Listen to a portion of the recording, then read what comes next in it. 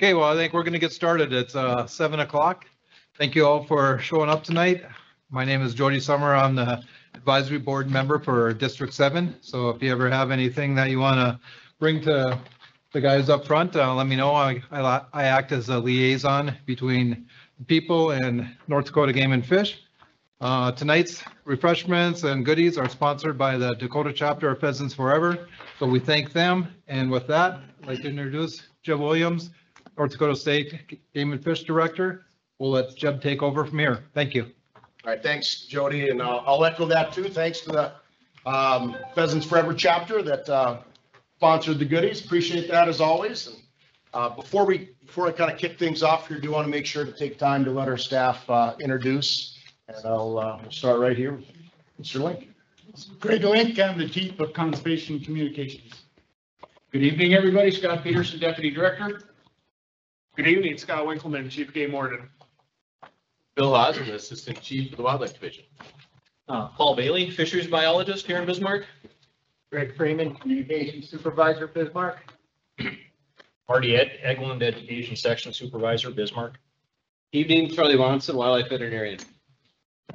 Evening, Mike Szymanski, Migratory Game Bird Management Supervisor here in Bismarck. I'm Corey Irk. I'm the District Game Warden Station here in Bismarck, primarily responsible for Burleigh County. Jared Blem, District Game Warden for Morton and Sioux County. I'm Andy Dingus, Private Lands Biologist here in Bismarck. Levi Jacobson, Wildlife Resource Supervisor here in Bismarck. Oh, there we go. Kayla Bendel, R3 Coordinator based out of Bismarck. Jackie Ressler, Marketing Specialist. Awesome. So we've got a pretty good variety of game and fish department staff here tonight. So we got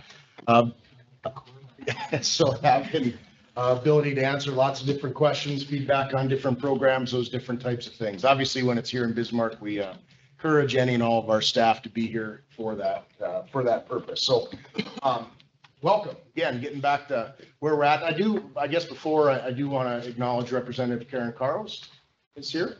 And I know she gets embarrassed when I do that, but I do want to say that Karen is somebody that is more common to see here than not over the years. Always been very good about coming to Game and Fish Department functions and advisory board meetings, keeping kind of keeping up with things. So very much appreciated. We'll be back in legislature here, and it's kind of a short time frame, starting in January. So. Anyway, we're District Advisory Board meeting number 2. Last week we were up in Rugby, talking to folks up there. It's been a number of years since we've been in Rugby, and so it's always good to get around and hit different areas within the district, and that's something that takes place with our District Advisory Board meetings, both in the fall and the spring. Jody, as a District Advisory Board member, has the ability to rotate around within our 8 advisory districts across the state. So gives the department an opportunity to visit with a wide variety of people on a wide variety of issues, and we feel that that's advantageous for both the department and the public. And so many of you in the room are certainly very familiar with how the agenda goes with advisory board meetings. We like to take the first hour to hear and what's on people's minds, see what they want to talk about, local issues, different things going on in their world. And then the department takes time in the second hour to inform people about things that are going on with your game and fish department. And I say your game and fish department, we are funded by people who buy hunting and fishing licenses. So when the department is up working with the legislature and getting our budget, we're getting permission to spend the department's general fund dollars. We're given an appropriation. We're not given dollars to do that. And so that's unique, certainly from a state agency perspective.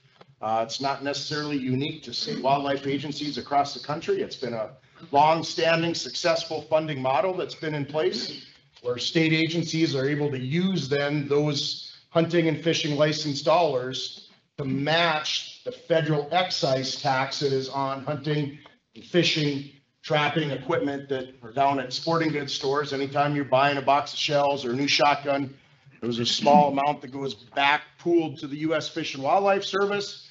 U.S. Fish and Wildlife Service, those dollars are made available to state agencies to match with the state dollars that we take in for hunting and fishing licenses. So very successful user pay system that's been in place since the 1930s. And again, a pretty good model across the country. There are some states that do receive some general tax dollars. There are some states that have passed, conservation type measures where they get, certain dedicated funding above and beyond that. But, North Dakota is a straight user pay system. We don't take a penny out of the general tax fund. So one of the things I will kick it off before I turn it back to see what you folks would like to visit about is a topic of discussion that we've been having a lot here this fall. And of course, not a topic of discussion that is uncommon in North Dakota, especially in Western North Dakota, but are the dry conditions. Had a lot of concern this year for obvious reasons. There's been big fires across the state, but one of the things I always do want to say is, with this and is stick it up for hunters some is that, hunters didn't cause those fires, but it creates concern for people in the rural landscape with the conditions as dry as they are, some of the big fires that have happened on the landscape. So you can just imagine yourself from a rural scenario, a farmer, a rancher that knows how dry the conditions are, knows, the humidity level is so very low, and you get windy days, that fire can turn into an awful big fire in a hurry. And so that's very concerning to somebody that's in the farming or ranching business. And then you have a lot of people coming out to that area for pheasant hunting, deer hunting, those different types of things. So the concern is very understood. And so we've had a lot of conversations, had a lot of questions during these dry conditions as far as canceling seasons, closing seasons, postponing seasons, all those different types of things. But those are all challenging things to do. The department has always, I guess, taken on a little different approach of where we can be potentially a little more targeted, working with counties, working with the daily fire danger index that addresses areas that maybe are more dry than other areas of the state, because we know North Dakota is not created equally in a lot of different ways, and moisture level is certainly one of those too. And so some of those restrictions in some counties based on the daily fire danger index or based on proclamations that the county has put in place for restrictions due to the dry conditions are things that people need to pay attention to when they're out recreating. Some counties have gone as far as putting restrictions in place that people can't be traveling on 2-track trails. It has to be basically a hard surface road all the way through. And the Forest Service has followed through with that out in Billings County and those areas out there to mirror what the counties have done. And so we've heard about that a little bit from some elk hunters or archery hunters, and probably going to hear from some mule deer hunters out this weekend that maybe don't know about that. Obviously, from a fire standpoint, a campfire standpoint, that is restricted, and rightfully so.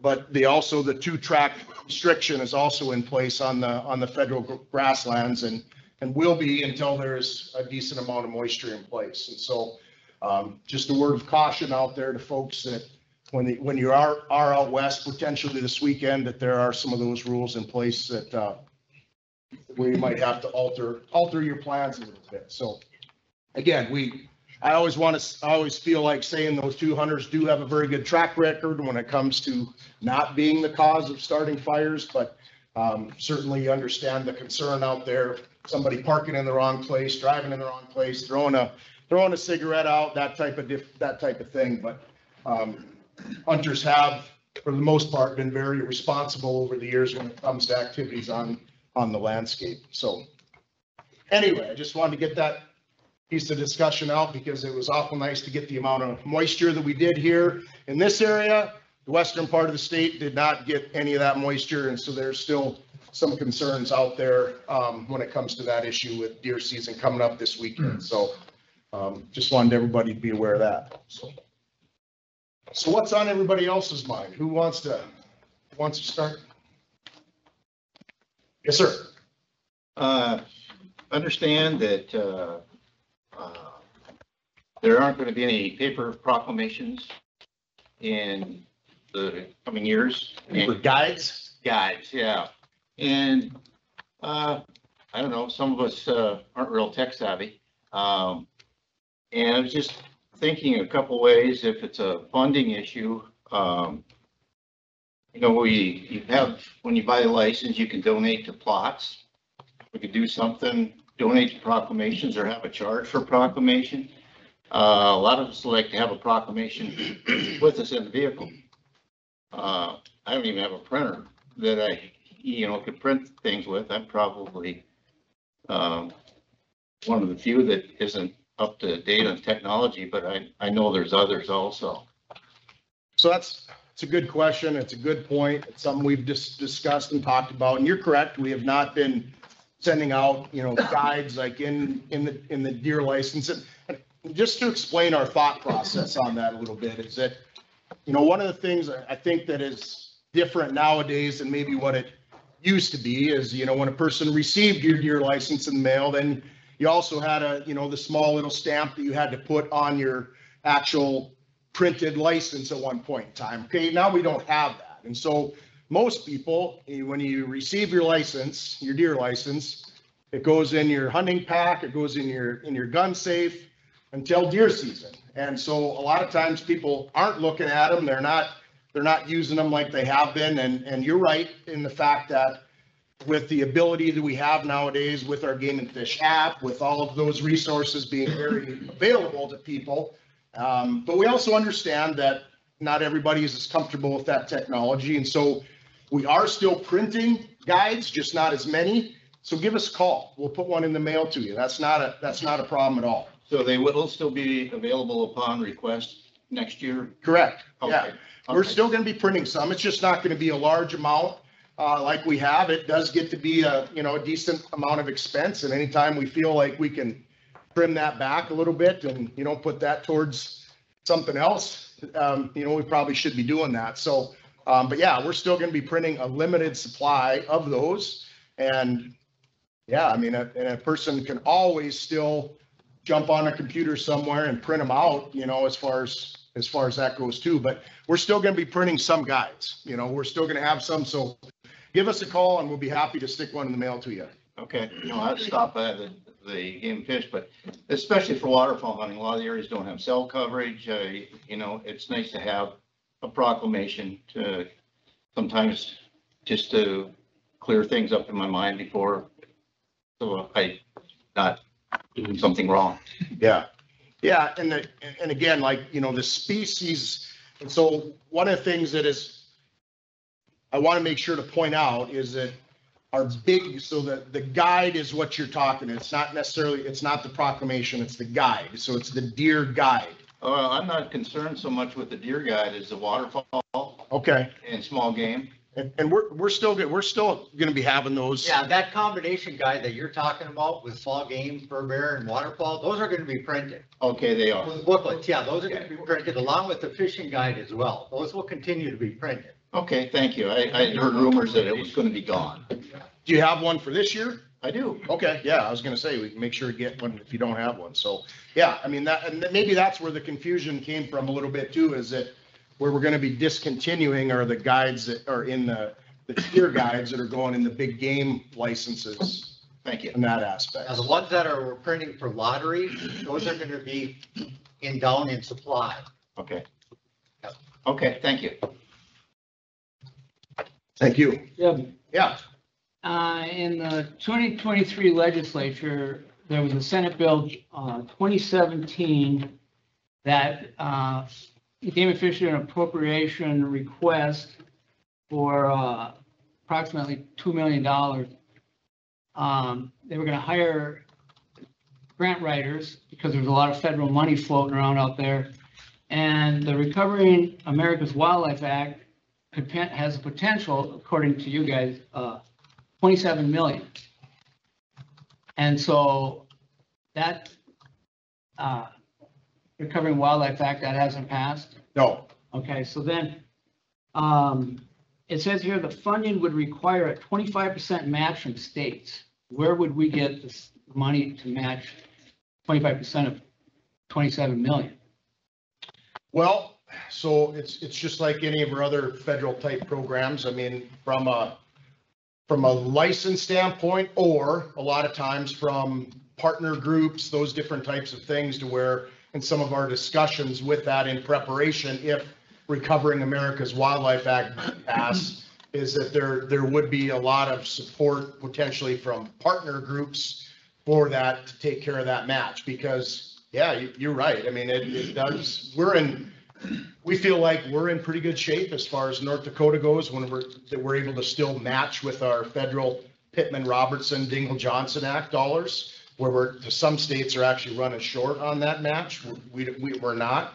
But would it potentially, if this Recovering America's Wildlife Act would have passed, we probably would have had to use some outside type sources as far as match dollars go from other groups on research on partner projects. Universities and things like that even. Yeah, like, universities, if there's research that's going on. That was, of course, one of the main focuses with Recovering America's Wildlife Act, is just learning about a lot of these species that are constantly getting put up for petition under the Threatened and Endangered Species Act, but we just don't know a lot about them. Some of the lesser known species that are not species of wildlife that are hunted or fished. And so as an agency that has concentrated on those species, we don't have a lot of information on, the rusty patch bumblebee, for example, right? I mean, we have a lot of, I always use the example, Dwight, I have a lot of, the conversation is long when the Fish and Wildlife Service calls us and says,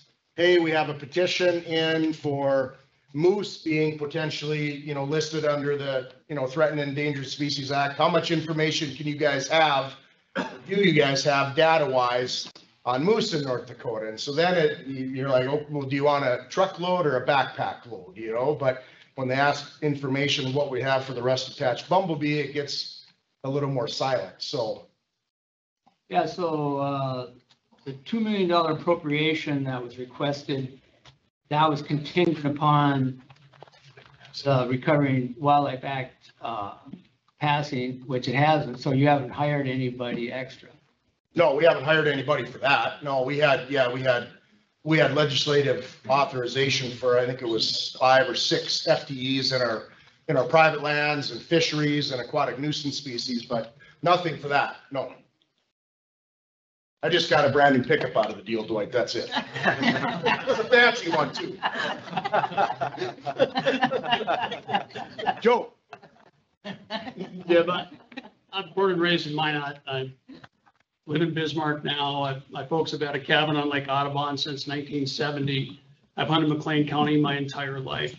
I spent the last 5 days driving around McLean County. I could not find a single mallard feed, not one we could hunt.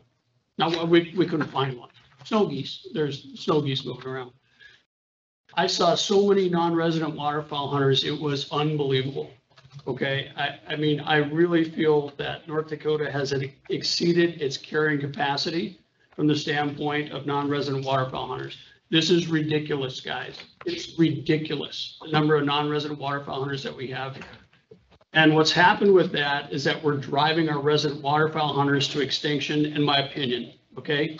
Back in 2001, an effort was made to try to cap the non-resident waterfowl hunters, and that failed. And we've gone from 25,000 resident waterfowl hunters then to 17,000 resident waterfowl hunters now. The non-resident waterfowl hunters back in the 1970s was around 5,000, and we now have 26,000 non-resident waterfowl hunters. The resident waterfowl hunters, we feel like we're being outcompeted because there's more of them than there are of us. Help us. What do you guys plan to do? Do you have a plan in place? Give us your thoughts on that? Well, obviously it's a big issue, right? And it's it brings in a lot of people to the conversation pretty quick, with it. I mean, it has a lot of history legislatively, a lot of history from the department standpoint, backing up again, close to 25 years. So the department I remember a pretty good meeting right in this room where the department had concept out there called the hunter pressure concept. And it would look at conditions on the landscape, wetland conditions. It would look at hunter numbers And then that would kind of ultimately determine what's maybe the capacity or room for non-resident hunters. Well, again, very contentious issue. So then you enter in the economic folks, the chambers of commerce, the hotels, bars, restaurants, all across the state that, have concerns about that, right? They feel like they're hanging on by a thread. And so anybody that's sleeping in their rooms, sitting on their bar stools or their restaurant chairs feel like is something that they need. And so that effort was not successful. There was, lots of different, there was busloads, literally busloads that showed up at the Capitol, landowners, economic folks, hunters. So lots of interest. That's, Mr. Wood and I were talking about that in here. It might have been the last time I saw you, Bill, was up there. So it's been a few years, but,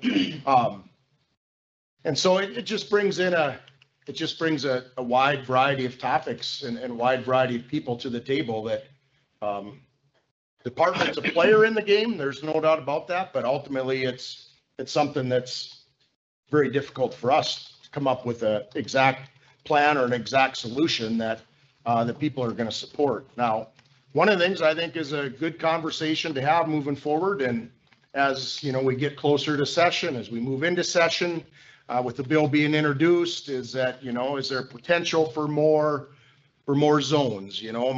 Mike has done a good job over the years as far as looking at some different ideas or different things to where we could potentially look at some different zones to where it might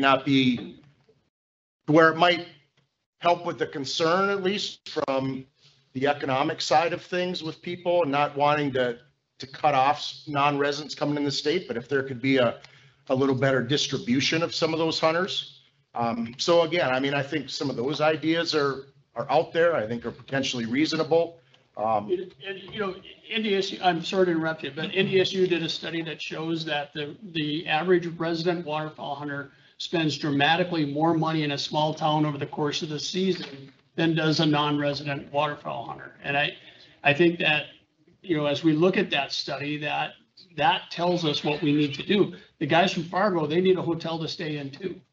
So it's not all just because we limit them doesn't mean that their hotels aren't going to be filled or that people aren't going to be sitting on their bar stools. So obviously this is a huge issue, but when you look back to the guys in 2001 who really died on the cross there for us, they were right.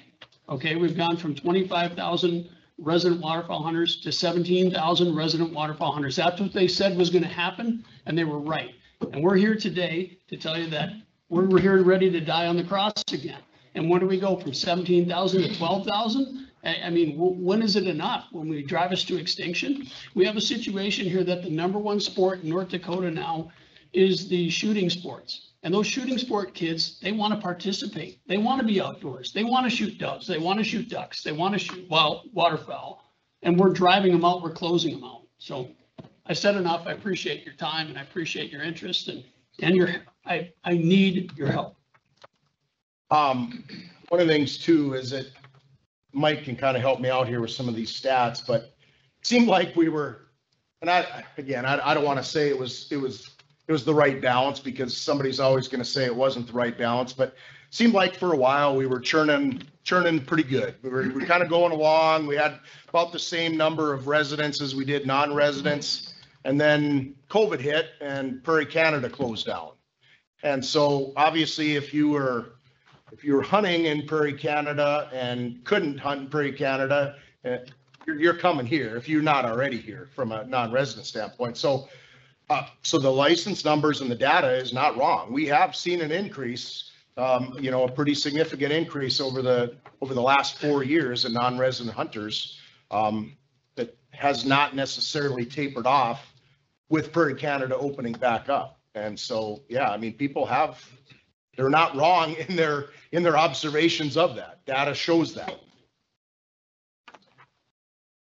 Yes, sir. Can't say enough about what he spoke of. Friday last week, I went out pheasant hunting with my daughter and my wife, And we got lucky, shot a couple birds, and we made the mistake of going up by Garrison. We were in the Detrobian area. 5 different groups of hunters. None of them are from North Dakota, Michigan. I asked them, you guys drove all this way to shoot a couple of roosters? You have to come here. South Dakota has hunters everywhere. Can't get out. So now they say they come here. Those same guys are gonna go duck hunting. And I went up today and did a little scouting. I plan to do a little duck hunting this week. And it's, I'm just about to put my gun away. That just makes me sick.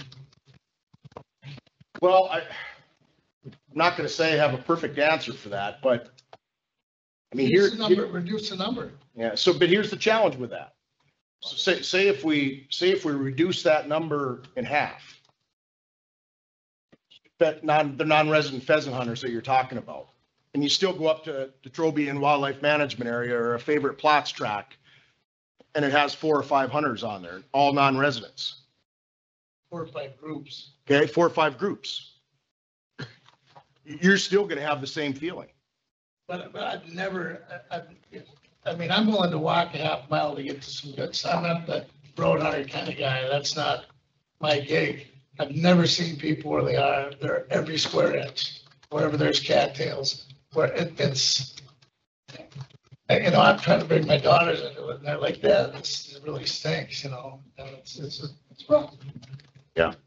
Well, yeah, I mean, you know, North Dakota is one of the things like we talk about a lot. North Dakota's majority of private land, and obviously we have some good public areas.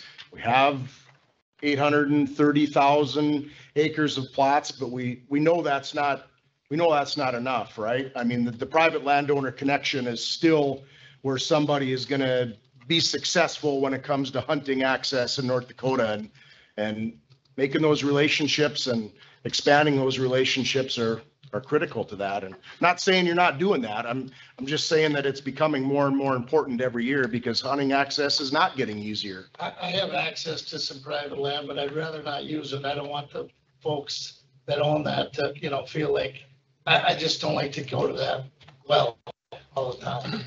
You know what I mean? Yeah. I put myself in their shoes. How much enough is enough? You know what I mean? I don't want to do that. Yeah. And I see what South Dakota's done with the waterfowl numbers. Canada's reducing the numbers, you know, everyone else is.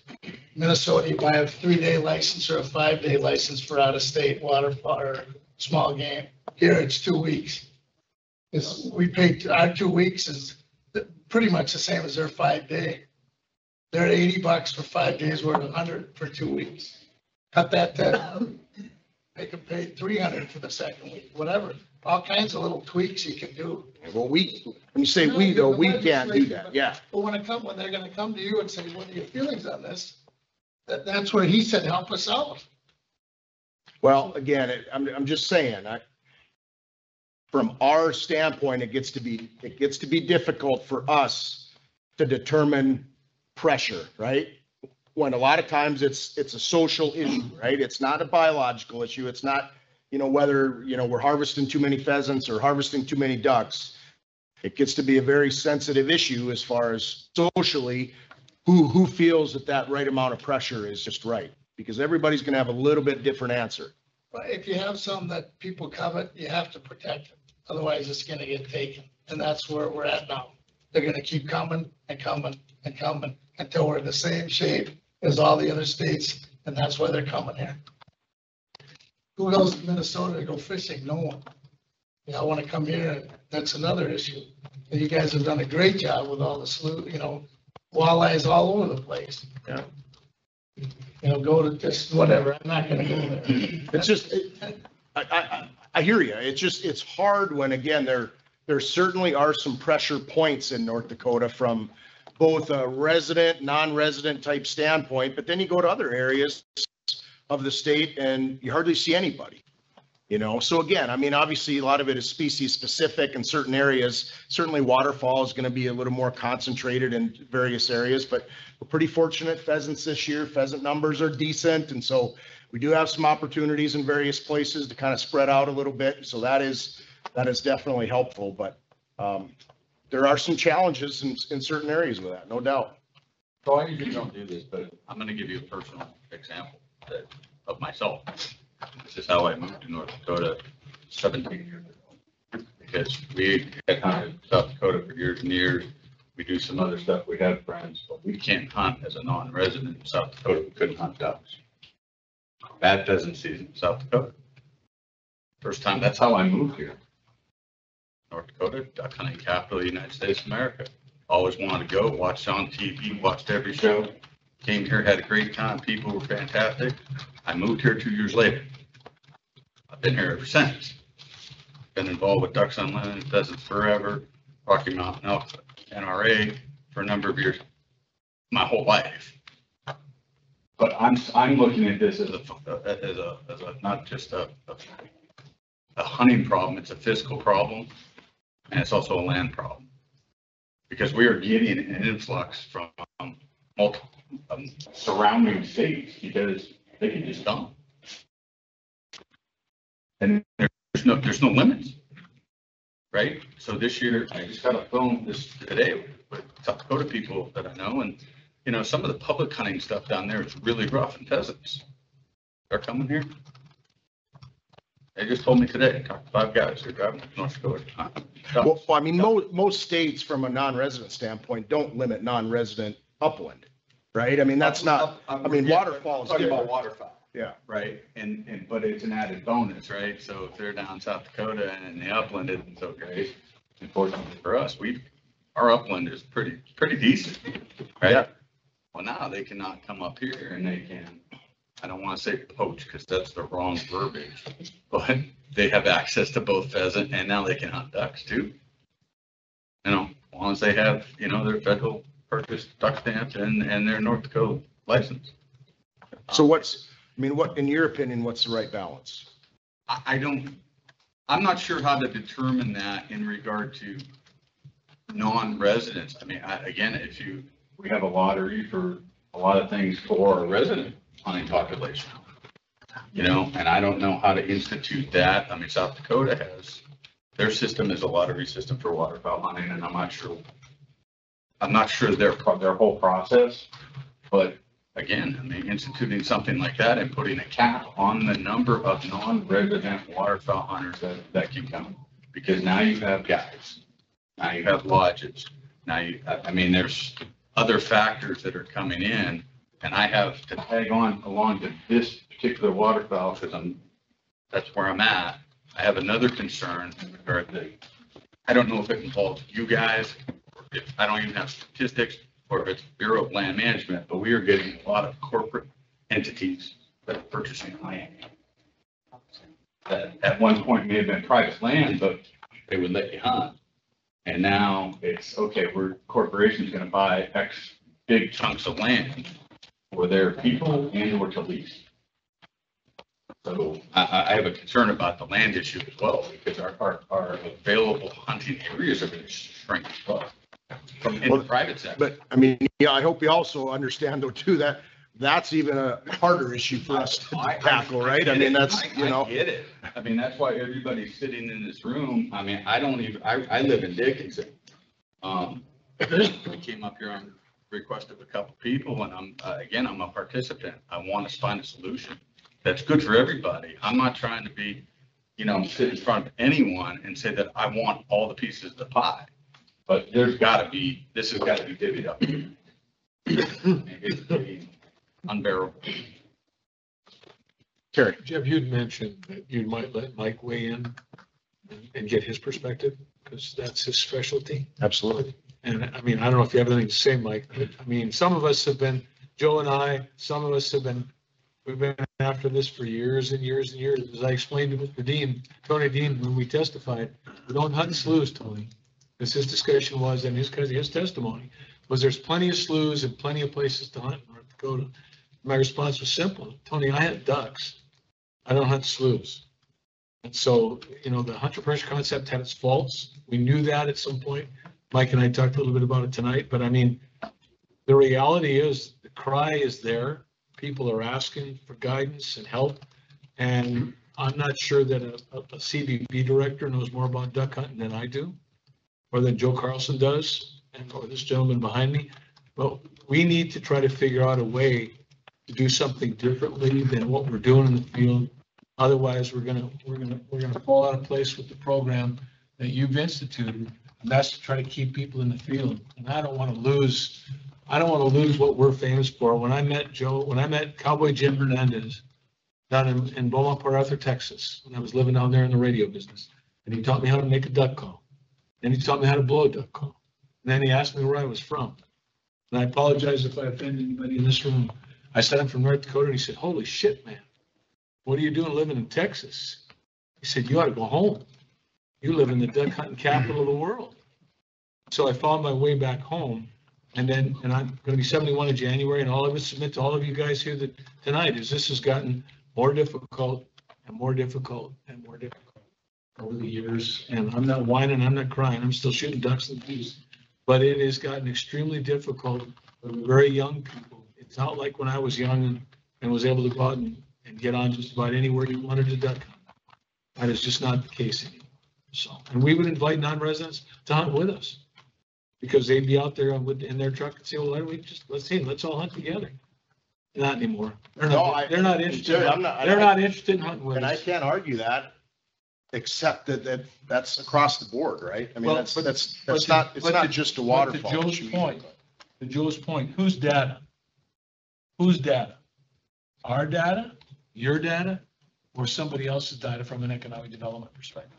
I mean, somehow we need to get together. It's the North Dakota way. It's what we do, and we find that balance. No one should be dictating to us as residents how it's going to be. Let's figure out a way to get together with the leadership and at the legislative level. We're looking to you for guidance. Like Joe said tonight, we need help. We need to try to figure out a way to find a balance. I put in every year for South Dakota because nobody hunts the border. Nobody hunts down here. There's all kinds of ducks and geese. If you're lucky enough to get that tag, it's a lot of fun. If you don't get the tag, you pout, just like when you don't get a mule deer buck tag in North Dakota. But you get over it, you know. But you have one this year. I do, yes, absolutely. 11 years, 11 points. So I just want to get that said. It's incumbent upon all of us to figure out a way to get this to work. And so Mike's been here a long time. So we need to hear from Mike. Well, thanks for that. Yeah, thanks for that, Gary. Yeah, I mean, it's certainly a contentious issue, and I'm a duck and goose hunter too, and no doubt we have a busy landscape, especially in October when we've got everything going, waterfowl and upland game, and a lot of visitors, a lot of residents out. One thing I just want to hit on is that it's a really dynamic issue. And we talked about that a little bit from a few different angles, but getting back at some of the things we see in localized areas, it's really difficult with waterfowl because they're a clump group of animals. When there's a bunch of them, there's a bunch of them.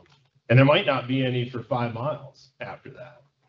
And people gravitate to those situations, and it's very hard to manage that conflict you have on the landscape. It's sometimes called pressure. It's really competition.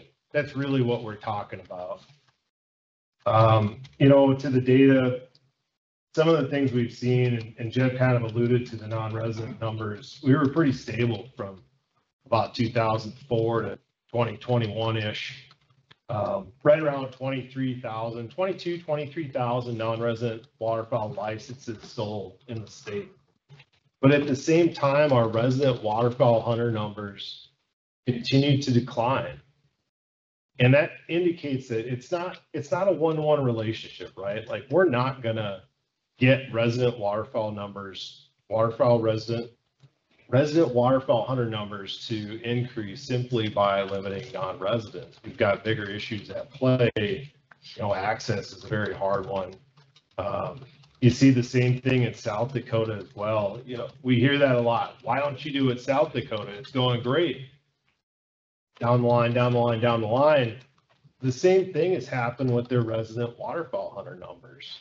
They've had these restrictions in place, and their resident waterfowl hunter numbers have continued to climb, with their lowest number coming just last year. I think they had 12,450 or something. And that's down, down, down. It's the exact same trend we've had in North Dakota. So we're not gonna just magically get more resident waterfowl hunter numbers by doing this. No doubt there's a lot of competition on the landscape, and it has become very difficult. So we need to think a little bit carefully, I suppose, for what people are actually asking for, and try to make science-based decisions. Realistically, whose number should we pick? Joe might have a number, I might have a number, you might have a number. What's right? I don't know. We don't have biological consequences for it right now. But we could try to put some data to it, based on what we see for habitat conditions. And that's something else that's really changed over time, is how hunters use those habitats. Going back into the 70s and 80s, we had exceptionally high numbers of resident waterfowl hunters. A very large portion of that were pass shooting snow geese on firing lines. You could go to a firing line and see trucks lined up on the side of the road for a quarter mile each direction, and people out there just spending the morning with their buddies, wanging away at geese coming off the refuge. Technically, they're waterfowl hunters. We counted the same. People hunted sloughs a lot more. Terry talked a little bit about that. But, one trend we've seen is this change where folks are really focused on field hunting. And that is the hardest waterfowl hunt to find. Finding that Super Bowl field, you're gonna find other hunters. It doesn't matter how many licenses we sell, you're gonna find other hunters because that's the Super Bowl field. It doesn't matter. So if everybody's looking for the best of the best of the best, you will always find more hunters looking at that, whether they're residents or non-resident. And as everybody's kind of switched to that mentality of pulling a trailer out, setting out big full body decoy spreads, there's a lot of conflict with that. I do that a lot less personally. I grew up field hunting in North Dakota. I grew up in Minot like Joe. And I don't do as much of that anymore because I don't like the conflict. And it's not always with non-resident hunters, it's with everybody. So just keep that in mind as you're trying to find solutions. Always ask us, we're certainly willing to answer questions for folks, but Joe? And it's one of those situations that culturally things have changed. Okay, when I was a kid, the people from Minnesota came over and they had their bluebill decoys and they went out and they shot bluebills. Okay, we never even crossed paths. Okay, now we're in a situation where they're coming over with a huge trailer and we're stumbling over each other. And Mike, I'll politely disagree with you. This year, when I was out driving around, let's pick a different county than McLean County. You all don't need to become hunting with me, but we had 5 different feeds that we were driving around. And on 3 of them, we were the only group driving around. So I politely disagree with you there. And then maybe it's just so concentrated around Audubon and McLean County that, if I find a feed now, there's 6 vehicles driving around, and 4 of them are non-residents and 1 of them is a resident truck. So, I would politely disagree with you on that. What are you disagreeing on? That if you find a Super Bowl field, that there's going to be a bunch of other hunters around it. That's not true this year. That first week of the season, we found multiple feeds that we were the only people that had access to them or wanted to hunt there. Again, the non-residents hadn't come in. And we know that the people in northern South Dakota can't wait for our non-resident season to start because they'd all get pushed down to northern South Dakota. So you're saying that was during the resident only week? Yeah. They were finding, okay, I got you now. So on that duck movement thing, we actually had a mallard telemetry study, 2018, 2019, where we looked at the movements of birds, implanted GPS transmitters. And that was one of the main things I was hearing. One of the impetuses of the study was just to see that, right? Like, oh, they're all going to go to South Dakota as soon as we open, right? We had just as many birds go north up by the Canadian border as they go to South Dakota, and as many birds come out of South Dakota, come into North Dakota as North Dakota birds moved into South Dakota. As I read your study, it sounded to me like birds move responding to pressure. That's a different part of the study. That's the whole migration thing. So yeah, when you get down into mid-latitude states, birds did move more on weekends. So full disclosure, we've created the North Dakota Waterfowl and Agriculture Association in an effort to combat this. Okay, I mean, this is out of control, guys. And we do have a number in mind, Jeb, but it's 12,000. We'd like to see it capped at. It's a situation there that as you look up and down the Central Flyway, that South Saskatchewan, which is 3 times the size of the state of North Dakota, has 12,000 non-resident waterfowl hunters. We're 1/3 the size of them. We don't think that number is unreasonable. We'd like to see our moratorium of 1 week extended to 2 weeks. We just don't think it's unreasonable that we hunt in our own state unmolested for 2 weeks. Okay. We'd like to see, the farmers are pissed, and we're closer now, I think, as resident waterfowl hunters and landowners than we've ever been in my lifetime here in the state of North Dakota. And I think it's a situation that we are having people come in and buy land in the state of North Dakota at an alarming rate. And they're coming in and they're leasing land for their 2 weeks, but they lease it for the entire year. So farmers don't let people on. So we're losing land, and land is being leased at an alarming rate. Who's doing that? It's the 14-day guys. So we'd like to see that drop down to 7 days. We'd like to see that non-resident hunter capped at 7 days. People aren't probably going to lease land and buy land for a 7-day season.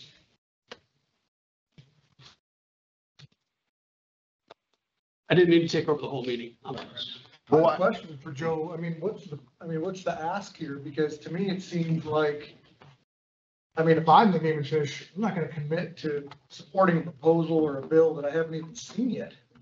And so there's a lot of details to be. It's a legislative ask, not a game. It's not you guys that make those decisions, right? Right. It just seems like, I'm not sure what the goal is here. I understand talking about it, but it seems like there's a lot to be figured out before we, show up at a public meeting and ask the Game and Fish to support our effort when we don't even know what that looks like, what that is, what the bill language might be, what the data says from a variety of parties. It just seems like there's a lot of questions to be answered before we. Well, let me ask. But if we come here and they say, hey, we're never gonna support a limit on non-residents, Sure. then we're wasting our time. Sure. Well, I guess I would put this out to you, Joe, would it be helpful? Would it be advantageous if, the Game and Fish Department, we'd be happy to host something here of other groups as well, in addition to your guys' group too, because again, that's what's going to happen eventually, right? Sure. At the legislative session, and, we'd be happy to host that and invite some economic folks that are going to be involved in this conversation at some point to try to get people in the same room, maybe include a few legislators, obviously, and see if there isn't, again, something out there. And Mike's got obviously as much data and information as we want to take the time to share, but just an idea, because again, I guess I kind of echo what Brock said there too. I'm not really sure, I guess, what you guys are asking of us at this point in time. When the rubber hits the road, where are you gonna be at on an issue? From the standpoint of, do you feel this is an issue? The number of non-resident waterfowl hunters in the state? Well, from a certain, from certain folks, it certainly is an issue, and we've heard that. We were in Rugby the other night, heard it from some folks, but then also heard the other side of it too. The balance side of things. So that's where I can't make a commitment here to you tonight as far as where we're going to be at on it. There's a lot of different things that play there as far as numbers, as far as who the new governor is going to be, if I'm going to be here. There's just a lot of things up in the air, right? So. Sure. Go back to something Mike said, if I may. So Mike, what is South Dakota's takeaway as it relates to the declining curve on resident waterfowl hunting? What's the takeaway there? Do we know anything? Do we actually, has there been any? So we do all kinds of polling as it relates to politics. Have we polled? Did you hunt waterfowl last year? Yeah. So declining curve there. They don't. We get a sense of why. Yeah, they don't really have any great indication why. They don't hear dissatisfaction from their hunters. It's just something that people are not spending their time on. Of course, one thing they're working on right now is an experimental set of regulations that we're supporting through the Central Flyway to try to remove some barriers in the regulatory process, so that, maybe, recruiting hunters or people that are just a little more low key about it, have a lower bag limit and no species restrictions on the ducks they shoot. And it looks like it's having a small effect. And the goal with that is pretty minimal. It's just to reduce the decline in South Dakota. But yeah, overall, we don't have a good picture. And we don't hear from my counterpart down there, Jeb's counterpart, about what really drives that. It's just a different world, as far as what people spend their time So on. Jeb, you said you heard the other side. So, I mean, my question will be, and continue to be, for those who have the political club. And I'm not sure that this addresses Brock or Joe's, but is 1-to-1 unreasonable? There's 17,000 resident hunters, then is 17,000 non-resident hunters unreasonable? I mean, from an economic development perspective, do they have the data to support their position as it relates to 26,000? I mean, there's this suggestion all the time, I feel, I think, you hear those words. I'm not interested in feel and think. I'd like to see their data. We have our data. We get it from you and we use it. As I use it all the time as it relates to fishing. But I'm just interested in having an intellectual exchange about what's right in North Dakota for the people who live in North Dakota. When non-resident waterfowl hunters are like migratory ducks, I just need to ask that question as a person who lives here year in, year out. Is 1-to-1 unreasonable? I mean, I think it deserves a discussion. I'd love to see that discussion, because I want to get in the room with those folks without their lobbyists. I'd like to have that discussion, intellectual exchange without the lobbyists. People who are North Dakotans like the rest of us, who have businesses, who we support, and have those exchanges. Because to Mike's point, I don't like the declining curve. I mean, I'm concerned that at some point we're down to 11,000, 12,000. Well, at that point.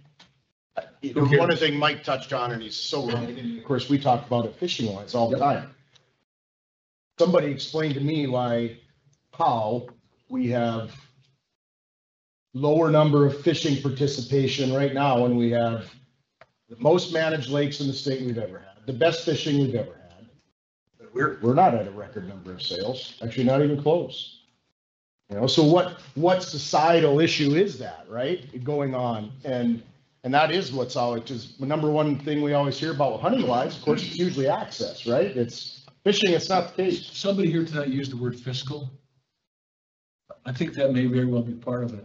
I mean, when you look at, it's the cost to play, and that's why I promote shore fishing, because that's how we're really going to bring it. And I've had those discussions with the Corps again and again and again. Is that's how we're going to bring people back to fishing. They don't have a boat. They don't have a truck to pull that boat. The cost, it's a fiscal thing. And I'm just, we share your concern, friends. So, this is good exchange. Yeah, no, it is. This Good is discussion. for everybody. Joe, how about I stay in touch with you then on if that's something you guys are interested in, and we'd be, like I said, happy to host it here and have a good discussion with wide variety of folks that are going to be involved in that discussion at some point in time anyway. Thank you. Yeah. Those are the only numbers you see in the decline right now is resident waterfowl hunters, or are you seeing it across the board, upland water or upland big game? Kayla, I'm going to lean on you a little bit on some of those numbers. Obviously, our big game, we still have high interest in our big game. Obviously, the supply isn't there, but the demand certainly is as far as, the number of people participating. The upland game license numbers, that is one that is fairly predictable. And this is more from a non-resident standpoint, but it really follows pheasant numbers.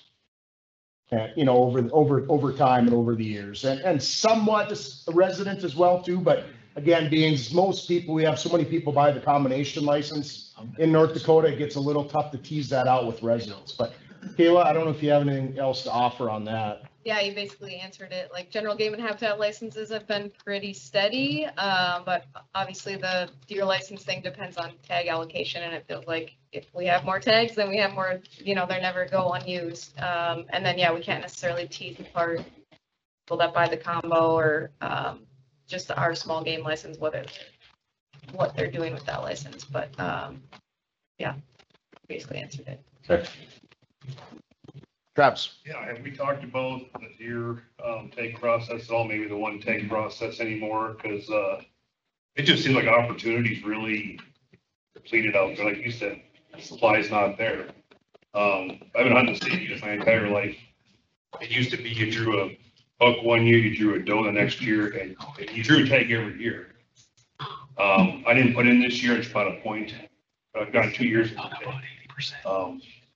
How are we going to keep our kids interested if we give them their youth tags and all of a sudden we drop them for 2 or 3 years with no tag? How are you going to keep that engaged? We can't just go make more deer. That's not the solution. We have areas that have been hit hard with EHD, followed by a tough winter. Both those are out of our control. So maybe look at the tag system. Give more opportunity. I remember sitting in this audience and Terry Steinway always said, you guys manage opportunity. It kind of echoes what these guys are saying with the waterfall thing.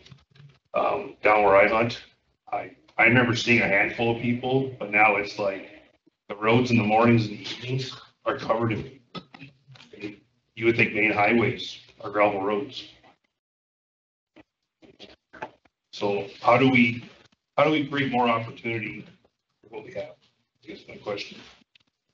Well, it's always hard, especially when we're on kind of the roller coaster of big game in North Dakota, deer specifically, is that it is pretty hard to maintain that interest if we're just talking about deer, right? And that's where the department has tried to really push and talk about other opportunities that are out there. And the fact, and Casey always talks about this and says this, is that if we are going to solely base our youth recruitment based on deer, that's an uphill battle. Look at any big game though. I mean, you wait how many years for an antelope tag? It seems like you wait how many years? I mean, muzzleloader deer tag.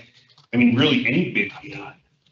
It seems like if we look back 15 years of how it used to be to draw versus now, it's drastically changed. I agree. Yeah. I said this audience and I opposed you on the one tag system. Now that my kids are coming into it, I'm seeing it from a different perspective. I'd rather watch them hunt than pull the trigger myself. I think that's kind of where we got to look at it. We got to find that compromise.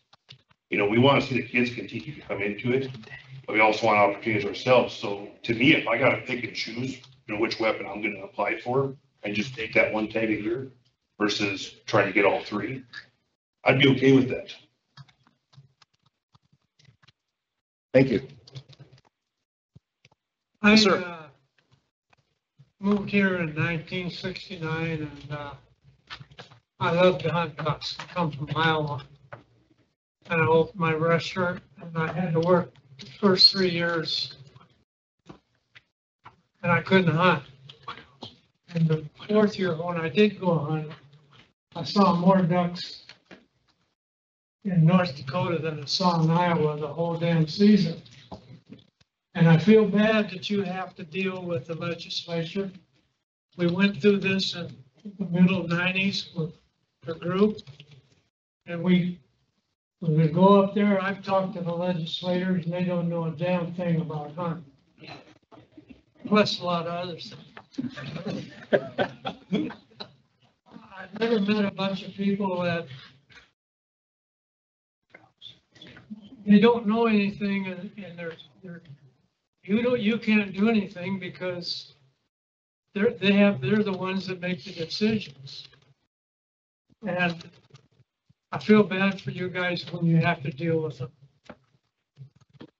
Well, I will say though, Bill, I mean, again, it's not all bad, right? I mean, our legislature in North Dakota, I mean, while there have been items and issues and bills that we don't necessarily agree with, but there's been a lot more that the legislature has also done for sportsmen and women in North Dakota too. I mean, overall, I mean, we've worked pretty well with the legislature over the years. Now, I understand there are some sticky issues out there on a few particular topics that just bring in an awful lot of people into the conversation, right? And it makes their jobs pretty difficult too, you know? I've known a lot of duck hunters up here, and one thing about a non-resident, they shoot anything that flies. And what produces the ducks? Hens, right? We don't shoot hens. And some people do. In the area I've hunted for 40 years. When I talk to the legislature, they say, we can't limit the number of out-of-staters because they come in here and spend money at the hotels and the restaurants. And I said, well, what happens when they come in and they shoot hens? And you don't have the ducks. And that's the way it is up around Mercer and over in, what's that town east of there? McCluskey. I've hunted up there for 40 years.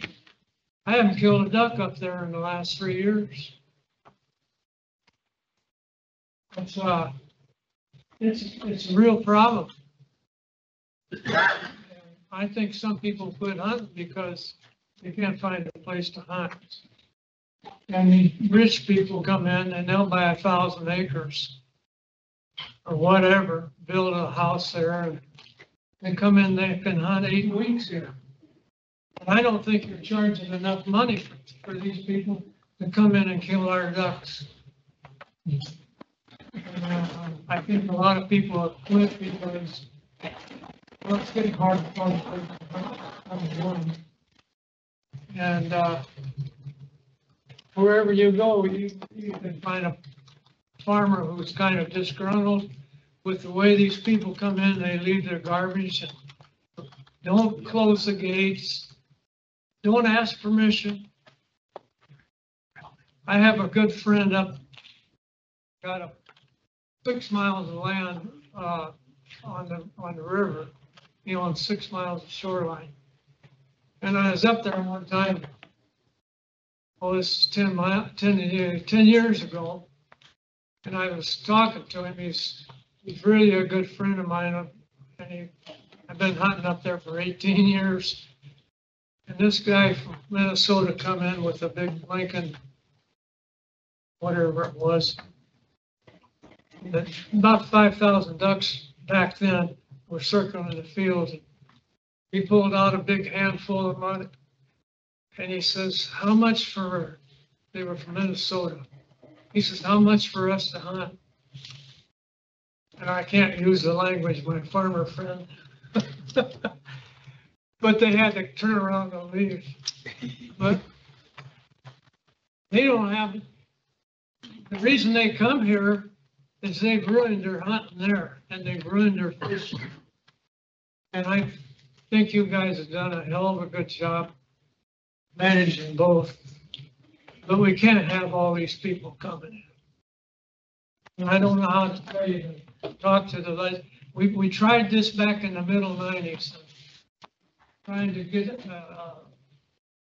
a legislator to know what the hell's going on. We didn't accomplish anything. And I know you got a problem, and I sympathize with you. You have to go to them and get stuff done. And I know they've done some good things. I do want to say, Bill, I think it's really cool at 94 years old, you're still hunting ducks. That's pretty cool, right? Vern, one more, Vern. Part of the reason that things are so great in North Dakota is because of the Game and Fish staff. You guys, in my opinion, are among the best in the nation. I came here about 16 years ago. I had never seen a no trespassing sign during my entire career. Spent 34 years with a very large state agency. I never saw a no trespassing sign. That is the biggest detriment to being here. But your staff, the Game and Fish staff, historically, in my opinion, been one of the tops in the nation. And that's why things have been as good as they are. Nothing we can do about private land issues, other than be good to the landowners, and hopefully they'll be good to the hunters. But it's a tough situation, but you've done a great job resource-wise. Thank you. I agree. Our staff is awful darn good, right? We're the smallest agency in the country, but I would put them up against anybody, right? As far as their efficiency and the work that they're able to do. Absolutely, absolutely. I'm going to turn it over to our deputy director for the second hour of some different presentations and updates that we have. And then time allows, we'll have some more questions. And as always, we'll be around for some additional visiting afterwards. So in case you're thinking that I'm going to take over the agenda for the next hour, I'm going to spare you that. But so yeah, again, my name's Scott Peterson, and we're kind of transitioning into that second hour of the agenda where we have a number of things, items that we would like to get out to our public. And the first of which is, and now this is a kind of a guess here, Paul, but I'm guessing you're going to do the fisheries and A&S. Since you're the only fisheries biologist in the room, I'm guessing you're the one, right? Sure. He's going to give us an update on, just a local update on fisheries issues and aquatic nuisance species. Paul. Sure. Thanks, Scott. But I always feel like I got the easiest job at these meetings. Fishing's just great. We've got a date right now. These really are as this gentleman mentioned, we've got walleye coming out our ears right now. So I think we got off to a little slower start fishing wise this year. We had some pretty unsettled weather in that, late May, early June timeframe when, we really see some of our best fishing. Water temps were a little bit behind, but boy, we sure hit our stride, right after that. Fishing has been pretty spectacular, especially with our walleye. Honestly, these are the good old days of walleye fishing. Where we could see some improvement is going to be with our pike and perch fisheries. Those were kind of disproportionately impacted by that severe winter of 22-23, where we had a lot of winter kill occur, and some of our more noteworthy pike and perch fisheries, Lake Geneva, just to the east of town here, Goose Lake, Edda Alkaline, Baumgartner Lake, places like that were much more prone to winter kill occurring. So we're looking to see some improvement there. We stocked those lakes pretty aggressively following that winter kill. So in a lot of these places, we've got a lot of, say, 2-pound pike out there that a lot of anglers aren't interested in yet. But if we dodge that winter kill bullet again this year, we'll have a lot of those nicer sized pike out there and some of our historically good pike fisheries that were impacted by winter kill. Another place we saw, I guess, some good improvement too was on the Missouri River and Lake Oahe. We've really been struggling there since the 2011 flood with these fisheries being dominated by smaller walleye, especially. A lot of those, say, 12 to 13, 14-inch walleye out there. This year, our netting surveys and my personal fishing experience too said we've got a lot of those walleye moving into that 15, 16, 17, 18-inch range now. So saw some improvement there. Lake Oahe continues to be a top-notch fishery for catching a trophy size or 20-pound plus pike. There's good opportunity out there for catfish, crappie. So good things in the Missouri River system as well. One concern that we do have is where we're sitting at with water levels right now on Lake Oahe. The Corps of Engineers puts out their monthly forecast. They just that forecast what we're going to see through next spring as far as anticipated water levels. They have us sitting at about 1,600 feet above sea level for Oahe surface elevation next spring when the ice comes off, which isn't terrible. It means we're still going to have, good boating access when the ice comes off at, Beaver, Cattail, Langlers, 48s. Those ramps will all be usable. But if we don't get some good mountain snowpack, we could quickly find ourselves in some pretty dire straits as far as boating access is concerned. When we start getting down to about 1595 or so, given all the siltation that's occurred on a lot of our ramps, bay silting in. A lot of you remember Langlers Bay, what was that, 3 or 4 years ago? You could still launch your boat there, but you couldn't get out of the bay due to that big sand berm, at the mouth of it. And that occurred at about 1596 surface elevation. So, like I said, fingers crossed that we get some good mountain snowpack and boating access will remain good throughout the summer. But Otherwise, as far as our prairie lakes are concerned, that's kind of all over the board, what we saw for, how they were impacted by, these last couple of months of really dry weather. Emmons County especially seems to have been hit a little more hard. They didn't get a lot of the rain that we got along the I-94 corridor, and that caused the flooding in Bismarck this summer. So we're looking at, some parts of our south central part of the state here are a little behind where we'd like to see them. We're not in dire straits yet, but especially along where we're sitting really good is along the I-94 corridor and maybe some areas just north of the I-94 corridor, from between Bismarck and Medina that were, hit by those late summer rains. That we had some lakes, they're actually sitting at, record surface elevations right now due to those pretty intense August rain events that we had. One other thing should mention is we've taken advantage of some phenomenal hatchery production in recent years. I think a lot of you are probably aware of our current arrangement that we have, our partnership with our 2 federal fish hatcheries in North Dakota. So the North Dakota Game and Fish Department doesn't own and operate any of our own fish hatcheries. So we rely on this partnership with the U.S. Fish and Wildlife Service, who operates Garrison Dam and Valley City National Fish Hatcheries. So typically, how we obtain fish for the hatchery, us at the North Dakota Game and Fish Department collect fish in the spring, typically walleye and northern pike, collect eggs from those fish, fertilize them on site, and then work closely with the hatchery staff. We transport those eggs to our federal fish hatcheries. They raise those fish typically to that 1.5 long in size fingerling fish. And then the North Dakota Game and Fish Department comes back, works with the hatcheries, collects those fish from the hatchery and stocks them where we need around the state. Those guys have knocked it out of the park the last few years, raising about 10, 12 million walleye pretty consistently over the last few years, which blows everyone else out of the water as far as what other states are able to produce. This has been a phenomenal relationship we've had with our federal fish hatcheries that has led to some of this fantastic walleye fishing that we're seeing now. Because a lot of our prairie lakes aren't able to support themselves through natural reproduction. Especially this area along the Coteau to the east of Bismarck here has high salinity levels that don't allow for that natural reproduction to occur. And then some of our other prairie lakes, maybe if salinity levels are low enough, we don't have that nice gravel cobble substrate that those walleyes need to reproduce on. So for a number of these fisheries, we do rely on hatchery fish to maintain that excellent fishing out there. So very grateful for that partnership we have with our federal fish hatcheries. And I guess the last thing is maybe a little bit of not great news we have with our fisheries is we did have one new zebra mussel infestation detected this year after, I think, a couple year hiatus of not finding any new zebra mussel infestations. That was at South Golden Lake. So basically, we're seeing most of our ANS infestations in North Dakota is about the eastern quarter of our state. Few reasons for that.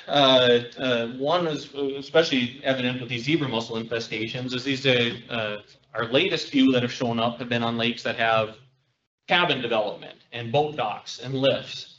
So that's one probably logical vector for how these zebra mussels are being established in some of our North Dakota fisheries is through the sale of docks that, someone bought a dock that was used in an infested lake in Minnesota and now brought into North Dakota. So that's something we're going to really focus some of our outreach and educational efforts there, working on some of these lakes that have developing cabins, lake associations, those type of things that I think it's easier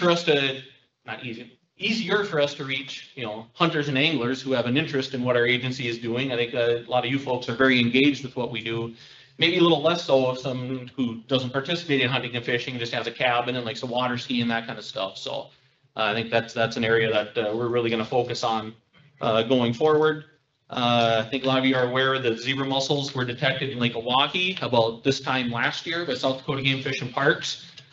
Two adult zebra mussels were found in one bay on Lake Oahe near the dam, and then in another bay, a single zebra mussel was found.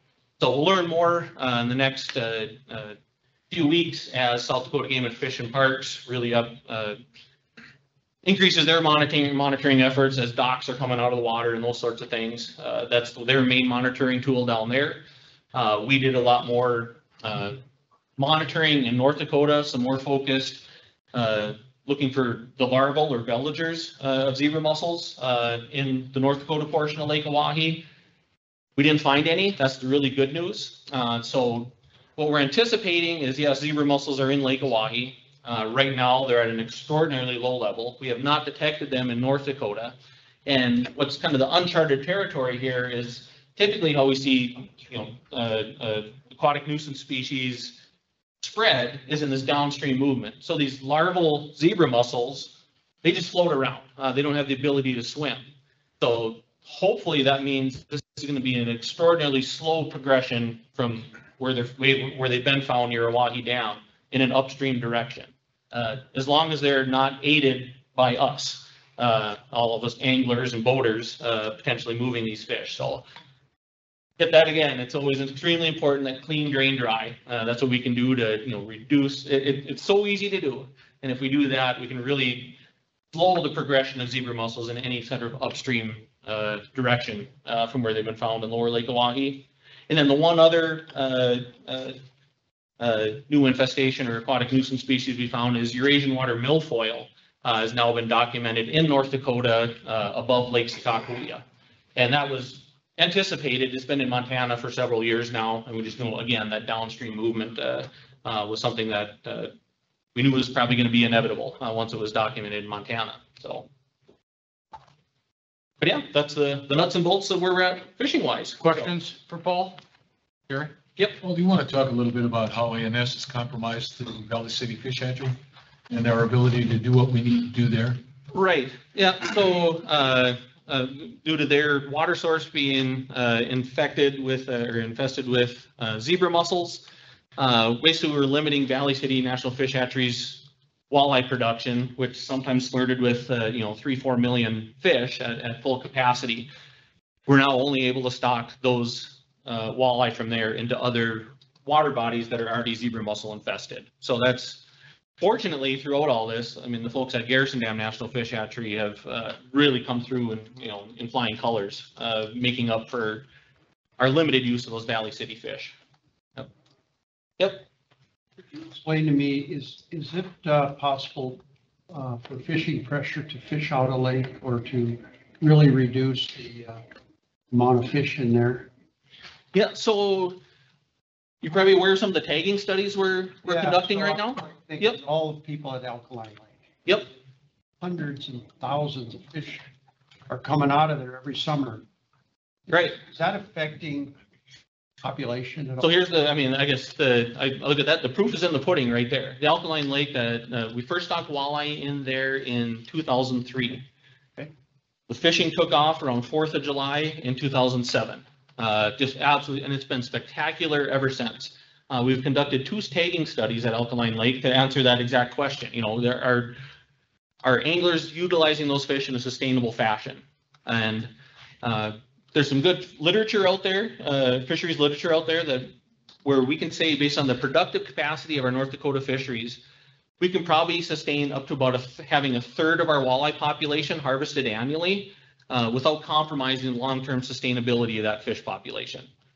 And at Alkaline Lake, we did our first tagging study there in 2008, and we had about a 30% what we call exploitation rate. Basically, anglers took about a third of that walleye population out of there, just short of it.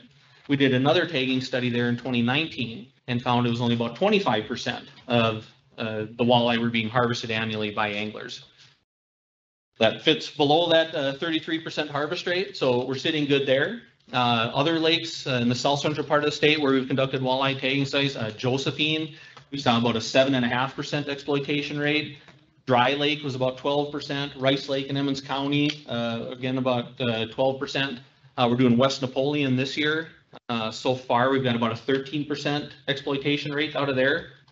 That's fantastic news, that the way you and I are utilizing those fisheries is compatible with the long-term sustainability. So, yep. Thank you. Well, one other thing, and maybe you want to talk about, Jeb, the Corps came through big time for North Dakota as it relates to funding for ANS. And Paul, I'm not sure just exactly how, Ben talked about that. Yep. They made a ton of money available for us, and I'm not sure if it's a ton, but a lot of money. And I think it's important to compliment the Corps. It's rare.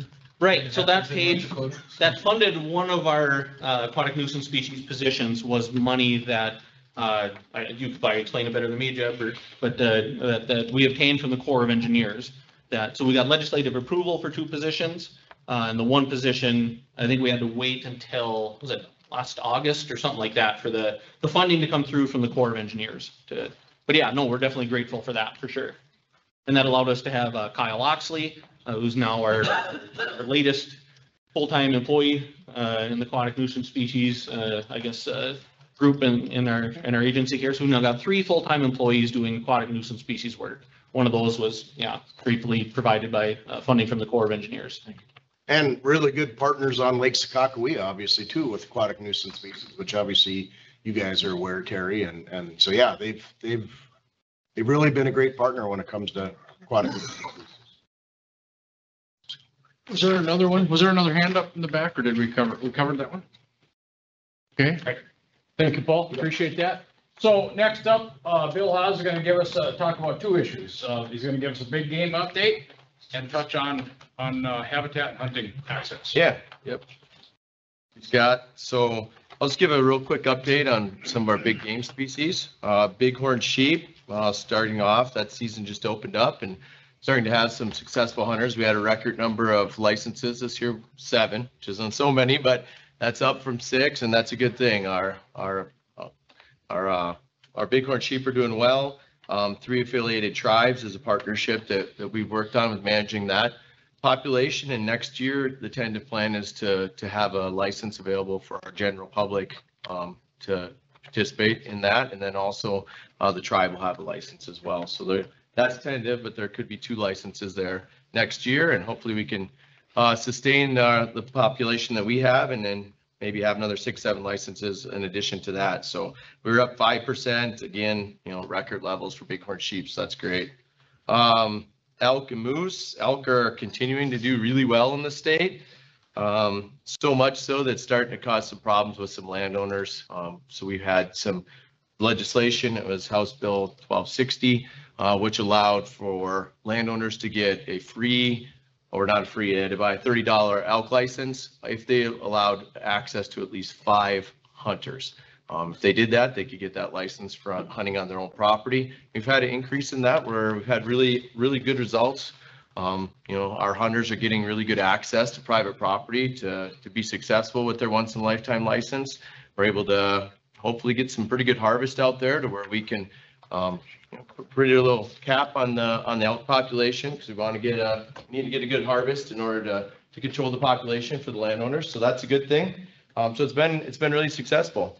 And then on the moose side of things, that population is fairly stable, and we had similar number of licenses this year as last year as well. For pronghorn, this year we had a 31% increase from last year. So that's a good thing. We did have all of our units open in 2024. Of course, kind of a limited season, not a lot of licenses. Hoping that population continues to rebuild. But doing well. Western Bowman, so that 4A area was kind of the exception. That didn't see as big of an increase, and as Deb had talked about, really dry conditions out there. That's the reason for that. It's been not as good conditions for pronghorn, but the rest of the Badlands and western part of the state did much better. On the deer side of things, similar gun tag licenses as last year. We're around 50,000, is 53,000 last year, so real similar. We just completed our fall mule deer survey in the Badlands. So we had 75 fawns per 100 does, is what we found. And that's a little bit below our long-term average, but significantly up from last year and the last number of years. So that's good. Our deer are doing very well in general in the Badlands health-wise. So hopefully they can continue to rebound. That the population's a little low. It's not horribly low, but it's down a little bit for sure. Historically, about 86 fawns per 100 does is our average. Buck to doe ratios are about 40 bucks per 100 does, and that's where we want to be, and that's where we've been the last number of years. So that's a good thing. EHD was brought up earlier. There was some EHD in the western part of the state this year, kind of almost primarily from, like, say, Richardson west to the Montana border. We had not a significant, but a fair amount of reports this year, and it did drag on for a little while, enough to where we decided to allow hunters in some of those units, 3D1, 3D2, 3E1, 4B, 4C, and 4D, if they had any or whitetail license, they could turn that back for a refund and then get their bonus points restored. They wouldn't gain one, but they would get that. And I think we've had pretty minimal amount of licenses returned, but we wanted to offer that opportunity for folks if they wanted to do that. So that's kind of the quick big game update. Is there any questions on that? Okay, I'll move on to. What was the impact of the fires, the Mandaree fires on the Bighorns? How did they respond to that, in that area, that land, knowing that herd pretty well? Can you talk to that a little bit? You know, I didn't ask Brett on that, but I think we were all right with the areas that burned versus where the sheep are at, but I'd have to ask Brett. I'd actually visit with Brett about that area, and he, you know, obviously, you know, those critters have the ability to move, right? It might not be their preferred habitat, but most of our sheep are collared, obviously, so we're able to see some of that movement. But yeah, I mean, at this point in time, Brett didn't feel like there was any, you know, significant impacts, you know, that type of thing. But anytime a situation like that does happen, though, again, like I said, they'll move. It just might not be to their preferred area, and then it just opens them up a little bit to some other issues potentially. But you know, hopefully we get a lot of, I don't want to say a lot of snow. I want to say a lot of rain next spring. Timely moisture. And you know, that landscape, you know, come back in good health, good condition, and hopefully those sheep move right back into their preferred areas. So. Terry, as devastating as those fires were, it could have actually, and probably will have, a long-term benefit to bighorn sheep to get rid of some of that juniper encroachment in certain places. It's just getting past the next year or two. But I think I read where there were almost 500 bighorn sheep now in the US or North Dakota. Is that about right? Yeah, I think we had 347 is what we counted in 2022, and then we were up 5% from that. So yeah, pushing right around that 400 plus. I'm not sure if that even accounted. I don't think that accounted for our 3 affiliated tribes. So yeah, we're pushing right there. Yeah, Sean. So the whitetail numbers, you know, we heard about the mule deer, but I mean, them whitetail numbers just are terrible in the 2K1 area, at least. Yeah. I don't know what the rest of the state looks like, but yeah, I'd have to say the worst I have seen it. And I'm thinking back to the 2011, 12, 13 fiasco. Right. Would you say similar to last year, or? I think it's worse. Worse. Yeah, I mean, we're coming off that bad winter. That's been a couple years now, but there's no doubt that was a huge hit. I don't think we were accounting for the recruitment that wasn't there. Right. Yep. So then dropping the ball on that.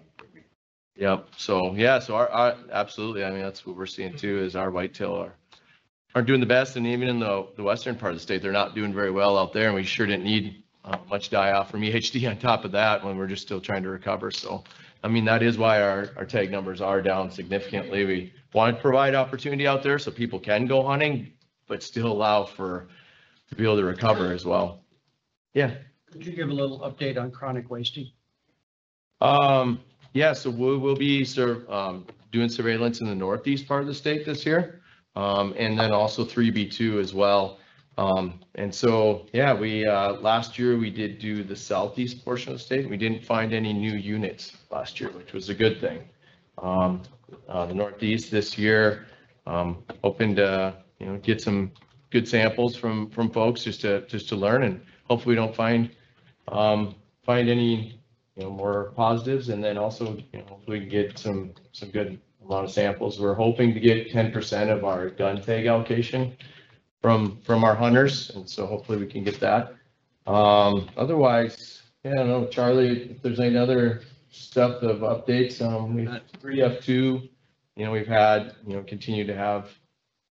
Is that a rule now that if they give you 10% that aren't don't have any EHD, you can do baiting in that unit? It's CW, yep. Yeah, not EHD. Yep. CW. Yeah, so of those units, yep, so yep, that is it. So for an example, if we find CBD in a unit, And that in 25 miles of that unit or within that area, we normally will put on the baiting restriction. However, if we receive 10% of the gun tag allocations, samples, we get those samples, let's say there's 1,000 licenses. We get 100 samples, all of them come back negative, then we will not add that baiting restriction. If we sample it and there's positive, we do locate a positive in that unit, and then we will have the baiting restriction. And does it work the opposite way? If you have baiting restrictions and you get 10% that there's none there, that you're gonna take that baiting restriction off? Yes. And how did that work last year? Did you take any off or add any? Yep, so 2B, kind of north of Fargo, between Fargo and Grand Parks. That was a unit that we did have a baiting restriction on last year, and then we did reach that 10% last year, and we did not find any positives, so we removed that from the baiting restriction this year. Yep, it could go both ways. Yeah. Good question. Okay, I'll move on to our private lands update. We talked a lot about habitat and access, especially with our waterfall side of things, and so our private land staff has been really busy. Just trying to ramp things up, trying to get more habitat and access on the landscape. And so last year we increased our budget for private lands by $5 million for the biennium. We also received from the legislature another position for habitat. We call it the habitat manager position. We filled that, and really what that's focused on is really working with our partners, because we can't do everything ourselves. We have a small staff, so we have Pheasants Forever, Ducks Unlimited, all these different partners that we work with to try to get habitat and access on the ground. And so that position really focuses with those partnerships, and also the other thing we're working on is providing habitat around our public lands. We have a little bit of a budget and doesn't necessarily require access, but it has to be located near our public lands. And so that's a program that we're just starting right now, just trying to get more habitat out there. And so that's a new position that's been busy. We also received 2 private lands biologist positions. So now we have 10 private lands biologists in the state, 10 different districts. So the new positions we put in Jamestown and Devil's Lake, and got those positions hired. So we're fully staffed. And so as we look back, like in 2008, we peaked at 1.1 million acres in our plots program. We also had 3.3 million acres in the CRP.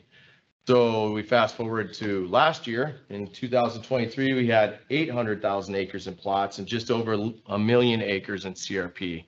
So huge reductions, and that's alarming to all of us, right? We want to have deer come back. We want to have all these populations. We want to have nesting habitat for our waterfowl. And it's important that we try to do the best we can to try to curb that loss, and then also, gain access, because we know that's becoming more and more difficult.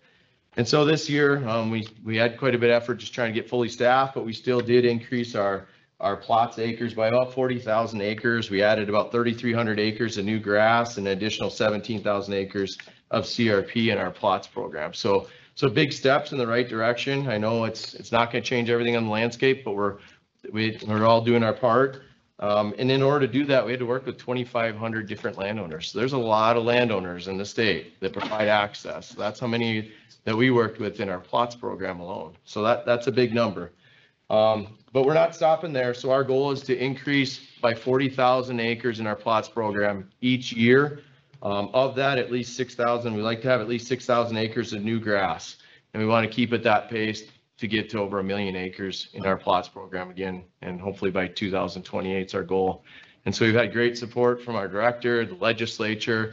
We know that this is something that's important. We're really putting a lot of our funding towards that as much as possible, and really trying to build that up to do our best to gain access and habitat. And with that said, we have a hunting access and a habitat and hunting access summit. It'll be held at the BSC Natural Energy of Excellence here in Bismarck on December 17th. So if that's something that you care about, or people that care a lot about habitat and access, I encourage you to come there. It's really for the public is what it is.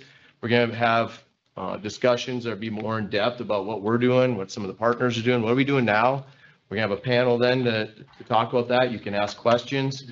Then will be what can we do in the future. We're hoping to have some legislators on there, plots landowners, other landowners, business people, 'cause it's a huge economy. We know that. And so I encourage you guys or anybody else, if you're interested, to come join us that day. It's going to start at 4:30. First hour is just social. We'll provide appetizers, wings, meatballs, vegetables, whatever. That's free to come to. On our website here in a couple weeks, you can go on there and get a reservation. We're going to have it capped. So I do encourage you to go on there. Again, it's free, and then it'll go till 8:30 that night with a lot of those discussions. So it's something that's important to all of you. I know it's important to us, and something we're really working to try to find solutions, and we need your help to do that. So December 17th, 4:30 to 8:30 PM, and it'll be at BSC. Gentleman back there with his hand up, Bill. Yeah. Yeah, so you guys lose, say plots acres, say somebody pulls out of it. Mhm. Do you find out why and what's the main reason plots acres getting pulled out? Andy, I don't know if you guys have any. Yeah, I mean, we don't have any, we don't keep track of the data. I guess we don't have any solid data on that, but I mean, it varies widely from all kinds of things, ownership changes, changes and, what family members might want to do, sometimes, like maybe they're wants to hunt a little more on that track. Sometimes it's hunter behavior, right? We're our own worst enemies sometimes, right? When a gate lets left open or garbage or something, it's enough to curb it the wrong way. Have you thought about keeping data on that? I mean, would it be beneficial in figuring out if we need to change as a group and, maybe from a department aspect? Yeah, it's a good point for sure. Yeah, I know historically we have done different surveys, but a lot of times, it's looking at hunters and not necessarily always landowners. But yeah, it's something we probably could look into a little bit more, keep track of it even a little more and see if we can see more consistent trends. You don't know the problem.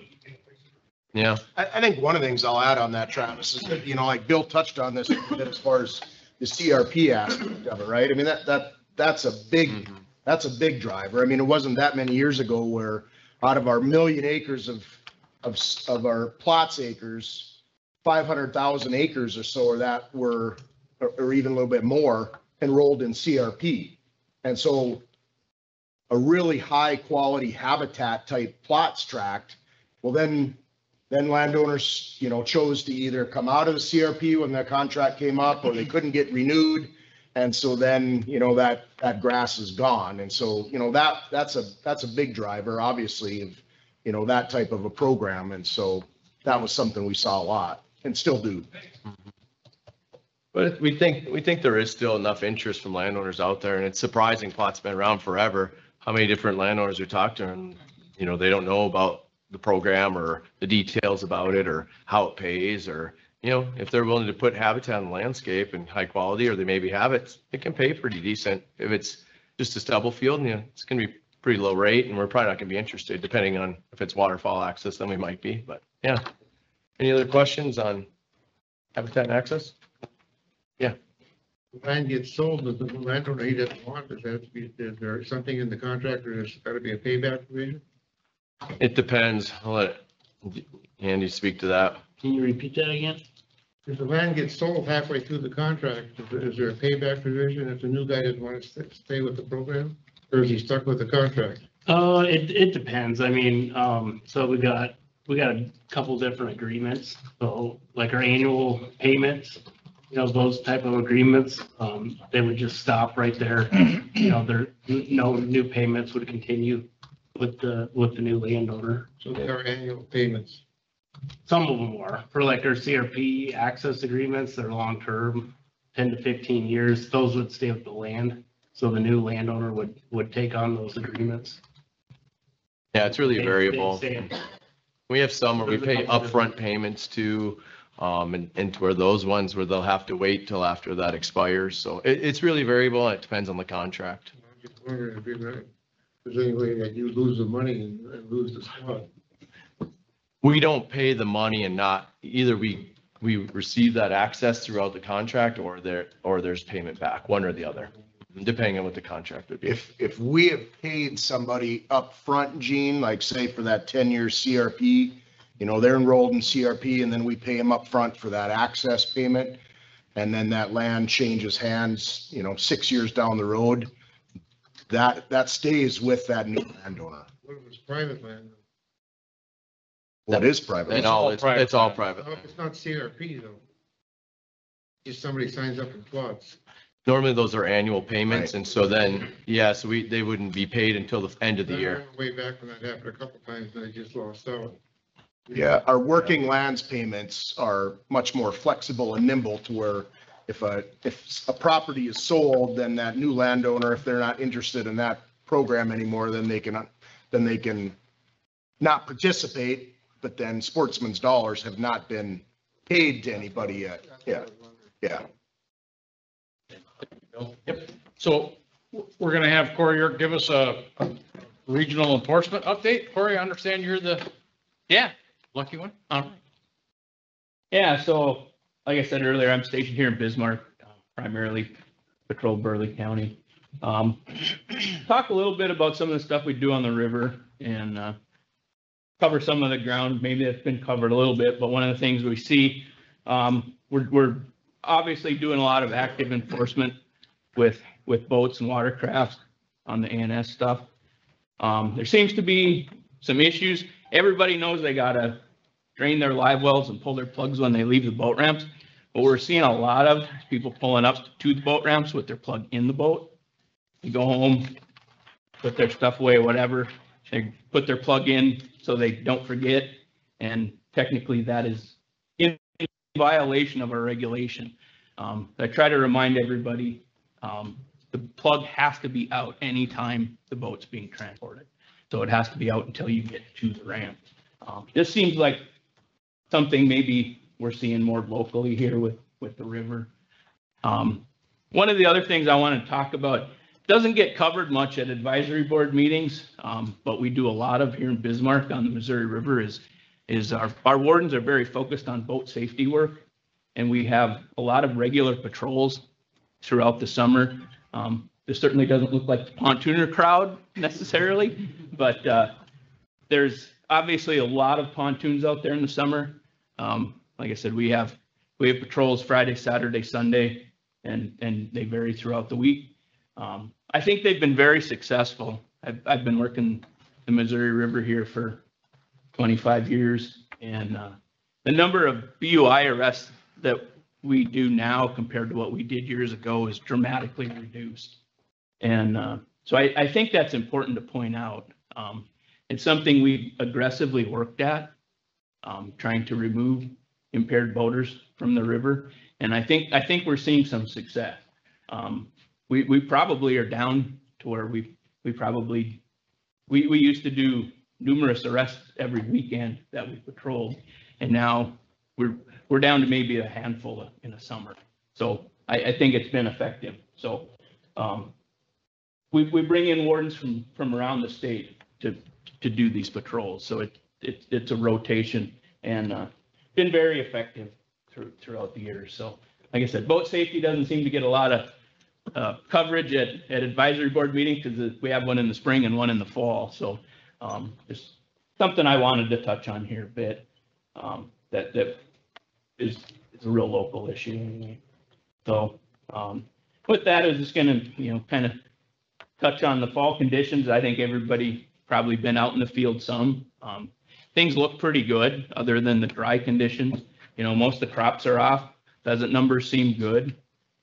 So getting access, if you have a good place to hunt, the corn pretty much is going to be off. So those conditions are looking pretty good. Deer numbers, obviously we've talked about that. I'll just real briefly say, that EHD outbreak in the fall of 21 seemed like it was really severe in the river corridor, the Missouri River corridor here. And we're still seeing really, really low deer numbers in some of that, even what, was prime whitetail habitat. They still haven't recovered. Probably, once you get out past 20 or 30 miles from the river, it starts improving. But again, those deer numbers were also impacted by that severe winter that we talked about too. We've getting a lot of calls on the driving restrictions. And probably the best resource for you is to look, find, know which county you're going to be hunting in and look at that sheriff's department website. I know Burley County has a tab on their Burley County's website just for that right now. And I'm pretty sure it's updated every day if there's been any changes, as to driving restrictions or whatnot. So, those are not enforced by the wardens, so it's the sheriff's department that you need to think about, reaching out to get that information more so. With deer season coming up, I just thought I would touch quickly too on some deer transportation stuff. We have made some changes with some of that over the last few years. So now if you shoot a deer, you can transport it home from any of the units. The requirement though is that it's going to need to be disposed of in a landfill. So make sure that all goes in your dumpster at your house. There's no issues with any of that stuff going in those city containers. They are approved. It is approved to go into the landfill. Correct. Yeah. Maybe just appropriate to mention that we will have a trailer again out here in our parking lot for carcasses. For phoned out. Yes. Okay. Well, maybe if somebody wants to. I'm not real In familiar with. years past, we've had two trailers back there. Actually, we had the hide collection trailers, and we had one. If somebody is concerned about where do they dispose their carcasses, we will have a carcass trailer in our main parking lot again this year. Okay. So it's just a convenience thing for some folks. And then the other thing is, it's not a new change, but I was just going to touch on, for those that maybe hunt, in remote areas and you don't want to pack out the deer head, we did make a change there. You can tag the deer, take a photograph of the entire deer, and then another photograph of the tag so you can see the information that it was properly validated. Make sure that your location and time stamp is on the photo, and then you can take the ear or the antler with you, and you don't need to have the whole head. So you have to take the ear with the tag or the antler with the tag, and then you can just take the meat out with you and leave the rest there. Questions on that? Yeah. Just to clarify that, I shoot a doe. Yep. I gotta bring the ear. With the tag. Yep. You don't have to bring the whole head that way. We used to require that head had to remain with it till you got it home to your permanent residence. So now it's trying to reduce some of that so people can more easily pack those critters out. So, and then you are, if you are, stopped and asked, you are required to show those photos to law enforcement or game warden, and the location. So, just some variation. There's been a lot of changes with some of that carcass transportation stuff, and I think it's gotten simplified now. So those are just a couple of the things that are the way they are currently anyway, and just not necessarily all of it new, but just kind of touch on what it's going to look like for this fall. Other than that, it touched on the carcass disposal. Again, I don't think this is the crowd that hauls goose carcasses out and dumps them on a wildlife management area, but all that stuff can go in the city dumpsters. We do get occasions where we see deer carcasses and waterfowl carcasses and stuff dumped on private land or on some of our wildlife management areas. And I think it's more ignorance. They don't realize that they can just dump it in their city trash. They think that that's not right, so they haul it out somewhere and dump it, which is also obviously not right. So encourage people to do that. Another thing that the enforcement division's been very busy with is hiring and training of new wardens. Basically, from the time the decision's made to hire a new warden until they're actually hired through the whole training process, and everything is a lot of times close to a 12-month process.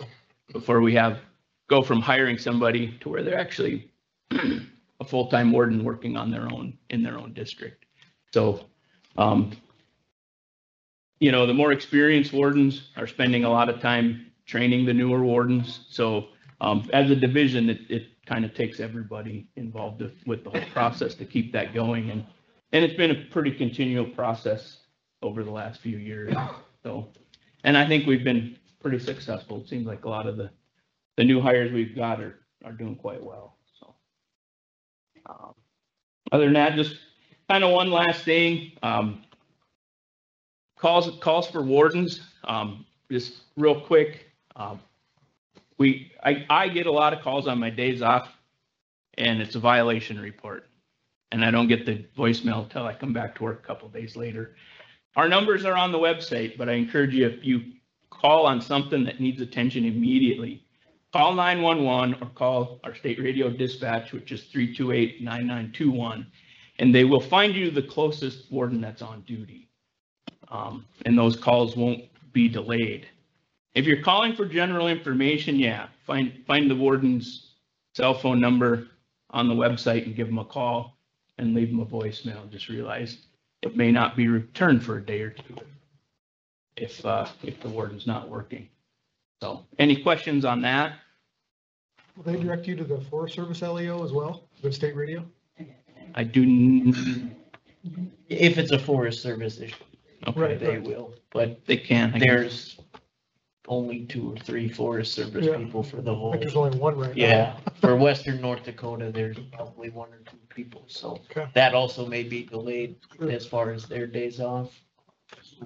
So, anyway, I mean, most of the wardens are happy to answer questions, you know, just general questions, but realize if they're not getting back to you right away, maybe a situation where they're not working for a few days or something to that effect.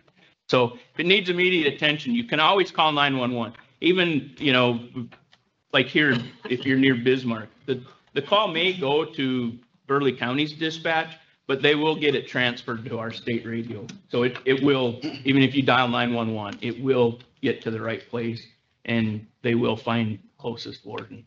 And that's the best way to handle, you know, reporting a violation or something like that. And the amount of help that you all can give us is amazing. I've said it numerous times, some of the best cases I've ever made in my career came from somebody that saw something in the field and called it in and turned it in. And I also say too, you know, if you're not sure, call and let us investigate it. We'd rather it turned out to be nothing or a minor violation versus, you know, maybe you just let something go that could have led us to a much larger poaching case or something like that. So that was all I had. Okay, one quick question. Yeah, absolutely. We got a stack of North Dakota Outdoors from the 1940s and 1950s. In each year, they listed every violation, who committed it, what the fine was, and where they lived. It was pretty fascinating. Are you on there, John? That's why he still got them. Compliance has gotten so good that it's just not much of a list anymore, Joe. You're not buying that, are you?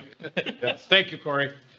So there's the last thing on our agenda, and I'm going to try to make this really quick because we're running out of time. As everybody in the room knows, we're approaching a legislative session after the beginning of the year, and so we always like to kind of touch on an issue that we just, you know, throw it out there for in terms of like potential legislation. And in terms of this discussion, I'm just going to focus tonight on the bills that are going to be agency supported. Obviously, we touched a little bit earlier one, the non-resident waterfowl one is something we're going to be, Jeb mentioned, we're going to be talking more about. But there's also an issue that stems, at least indirectly, from, if you remember back a couple years ago, we were starting to hear, especially out in the western part of the state, about some folks out there were saying that there was getting to be too much pressure from non-resident mule deer archery hunters. And so we heard enough about that and started talking about it. We formed a working group, sent out a survey to a lot of different folks, including hunters and landowners. And without getting into the details of that, what we found out was that most people that were surveyed the vast majority of those folks did not support a major change in regulation. There is one thing though that we can do that we think will help, and that deals with how the what we call any deer archery, non-resident, any deer archery licenses are allocated. So if a non-resident comes into North Dakota and wants to hunt specifically or exclusively whitetail, they can buy those tags over the counter. But if those non-residents want an opportunity to harvest a mule deer, they have to apply for and again, this is why we call it any deer, because that'll allow them to harvest a whitetail or a mule deer. The way those licenses are allocated is in state law, and it says that number is determined by, it's 15% of the previous year's mule deer allocation, okay? We think by making one, we think is a relatively simple change to that, to turn that around and make it allocation of 15% of the current year's mule deer allocation, because we're always chasing that population. We're either probably under or over allocating those mule deer, any archery licenses for non-residents. And so that's one change we're going to seek. The other thing is and again, this is very preliminary. We don't have a lot of the details, but we're starting to have some conversations about going in and seeking support for a license fee increase. It has been, well, by the time the legislature meets, it'll be 12 years since we've had our last one. And just so everybody knows, that's not the only basis for asking for that increase. It's simply because it's been 10 or 12 years, even though, as everybody in the room knows, inflation's hit us just like it has everybody else. The cost of doing business is higher. Most things that you're out there purchasing, you probably aren't getting it as cheaply as you did 10 years ago. And so we're going to have to justify that. We're going to have our ducks in a row and some numbers, and we're going to have several more conversations and meetings to determine, what that amount would be. And so again, even though it's very preliminary, we want to do it, throw that out to you. And so just so you're aware of that. I would like to stand here and tell you that that's the only 2 or 3 bills that we're going to be dealing with, but that certainly would not be true. The rest of them at this point would be just speculation. And so we'll just kind of see, where the chips fall on those. So questions? Yes. Scott, the license fee would be across the board for non-resident and resident, including upland games, duck. In all likelihood. Right. It's very popular, especially in these meetings. Obviously, the vast majority, if not all the folks in here are probably residents. It's very popular to, we hear this once in a while that people say, well, let's assess that to the non-residents a little harder. And, but that wouldn't be quite fair either to put that burden, exclusively on the shoulders of non-residents. So it probably will be across the board. Why not?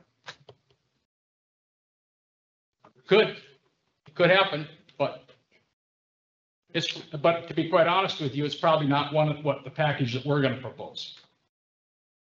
Okay, good question. Yeah, and I think there's a common theme that we've heard tonight, and one of it is non-residents. The second is access. And I think if that's a focus of the Game and Fish Department going forward, this next biennium coming up and whatnot, I think if they can make great strides for improvement on that for all levels, that's ducks, big game, upland game, whichever fishing, I think the residents would appreciate that. It's a, word that we like to use a lot is balance. And I don't know if we'll ever get to a point where we have perfect balance, but that's what it's about. It's about weighing the interests of residents and non-residents. But yeah, obviously when you hear those things as frequently and consistently as we have, obviously at some point you have to take notice and take it seriously, and we'll be having those discussions for sure. So I think we're going to cut it off there. We have one last thing, and we have some door prizes. Yep. 4, right, Bill? I think there is. So these door prizes are given to us by the Report All Poachers program. I always like to mention that so you don't think that we're spending your hard-earned license dollars buying door prizes. We have a blanket, a duffel bag, travel mug, a knife, and a knife. And so the first name drawn gets choice. So Jody, we need a number between 1 and 30. 17. Bill Mastrangelo. Oh, he's lucky at cards too. Bill, come on up and pick your prize. I'll take the duffel bag. Okay. I'll bring it right to you. Jody? Is everything in it? There's actually, if you look close enough, there's probably some keys to a new Suburban again. Right.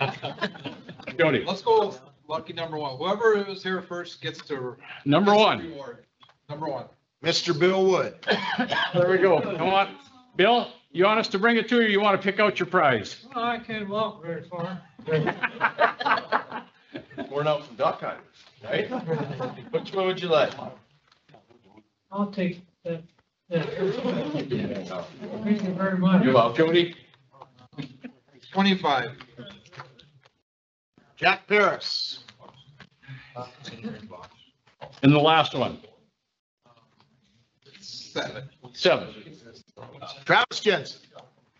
Okay, so, we ran a little bit later than we probably should have, but Jody, did we cover all the issues that you wanted us to cover? All right. The main thing that I was told was the non-resident waterfall. I think we covered that pretty. You think so? Okay, Yeah, I all think we right. covered that pretty. Okay, all right, well then, given that, thanks very much again to Dakota Chapter of Pheasants Forever for being our host tonight, and thank you guys all for showing up, it was a good meeting, appreciate it. Thank you. Thank you, guys. No wonder. Good job, Corey. Yeah, I was thinking that actually.